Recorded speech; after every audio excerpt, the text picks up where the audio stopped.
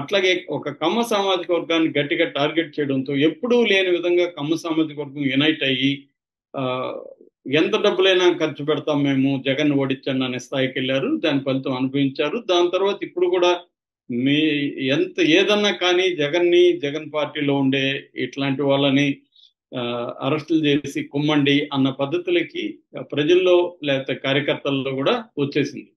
ఈ నేపథ్యంలో వరుసగా పిన్నెల్లి దగ్గర నుంచి స్టార్ట్ అయిన వరుసగా అరెస్టులు జరుగుతూనే ఉన్నాయి. ఆ, చాలా మంది మీద లుకౌట్ నోటీసులు జారీ చేశారు. మొన్నటికి 2 రోజుల ముందు కూడా చెవిరెడ్డి భాస్కర్ రెడ్డి బెంగళూరు నుంచి విదేశాలకు వెళ్తుంటే ఆయన బెంగళూరులో లుకౌట్ నోటీసులు ఉన్నాయి కాబట్టి అక్కడ పోలీసులు ఆయన అదుపులోకి తీసుకొని ఆంధ్ర పోలీసులు అప్పగించారు. అలాగా కొడాలి నాని గతంలోనే అరెస్ట్ చేయాలనుకున్నారు, కానీ ఆయన ఆరోగ్యం బాగాలేదని చెప్పి ఏఐజీలో జాయిన్ అయ్యారు. అక్కడి నుంచి ఆయనకు 3 చోట్ల వాల్వుల్లో బ్లాక్స్ ఉన్నాయని చెప్పారు. దాంతో ఆయన ఏషియన్ హార్ట్ ఇన్స్టిట్యూట్ ముంబైలో డాక్టర్ రమాకాంత్ పండే ఆయన దగ్గర బైపాస్ సర్జరీ చేయించుకున్నారు. అక్కడ కొంతకాలం ఉన్నారు. ఇంకా పర్వాలేదు అనుకున్నప్పుడు ఇక్కడ వచ్చి ఏజీలో చేరారు.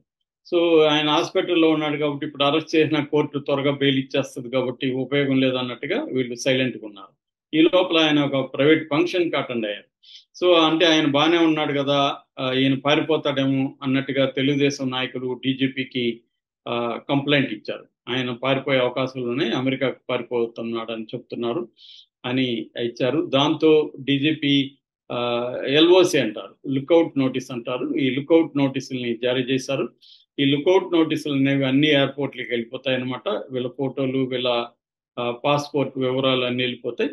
సో ఆ లుకౌట్ ఇది ఉన్నవి అక్కడ రెడ్ మార్క్ తో ఇదైపోయి ఉంటాయి. వీళ్ళు అక్కడ పాస్పోర్ట్ ఇవ్వడానికి, వీసా చూపించడానికి వెళ్ళగానే కొట్టగానే వాళ్ళకి లుకౌట్ నోటీసులు వచ్చేస్తాయి అనమాట, వాళ్ళని అలో చేయడం. సో అలాగా ఇతని మీద కూడా లుకౌట్ నోటీసులు జారీ అయ్యాయి. మరి అది తెలిసి కూడా ఇతను ఎందుకు కలకత్తాకి వెళ్ళాడు, అక్కడ నుంచి కొలంబోకి ఎందుకు వెళ్తున్నాడు అనేది తెలియదు.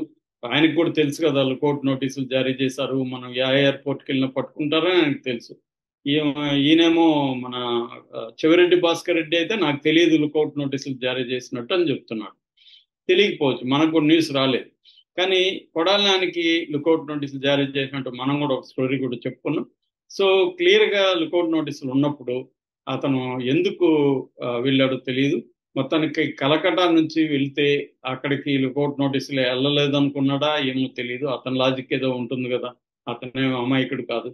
సో ముంబై నుంచి కలకత్తా వెళ్ళి అక్కడి నుంచి కొలంబో పారిపోవాలని ప్లాన్ చేశాడని చెప్తున్నారు. అక్కడ వాళ్ళు ఎయిర్పోర్ట్లో అధికారులు పట్టుకొని అతన్ని ఇక్కడ గవర్నమెంట్కి ఇన్ఫార్మ్ చేశారు.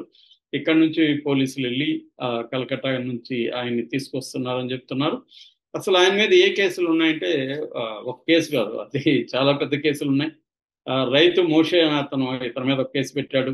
అతని పొలాన్ని, అతని ఆస్తులను ఆక్యుపై చేశాడని, వాలంటీర్లను బలవంతంగా రాజీనామా చేశారని ఒక కేసు ఉంది.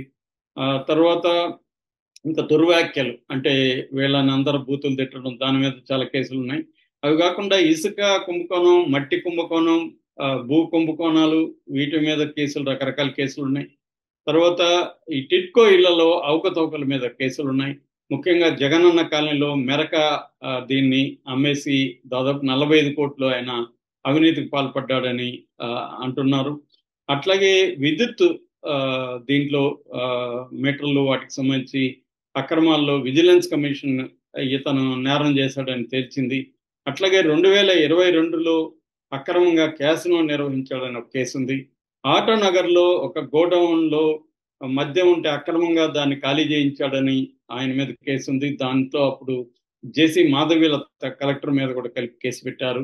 తర్వాత భీమేశ్వర స్వామి, వేణుగోపాల స్వామికి సంబంధించిన భూములు 9 ఎకరాలు ఇతను ఆక్యుపై చేశాడు, ఆ ఫైల్ కూడా మాయం చేశాడు అనేది కూడా కేసు ఉంది. ఇప్పుడు మనకు తెలిసిన కేసులు ఇవి అనమాట. ఇంకా మనకు తెలియని కేసులు కూడా చాలా ఉండొచ్చు. సో ఇతను అరెస్ట్ అయితే మాత్రం వల్లభనేని వంశీ అయినా త్వరగా వస్తాడేమో, కానీ ఇతనైతే త్వరగా రాడు. అందుకని ఇతను కూడా ముందుగానే ప్రిపేర్ అయ్యి ఆరోగ్యం అన్ని చూసుకొని ఇంకా జైల్లోకి వెళ్ళినా పర్వాలేదు అనుకొని ఉన్నట్టుగా ఉన్నాడు. సో అతనికే తెలుసు ఎప్పటికైనా మనం జైల్లోకి పోవాల్సిందని.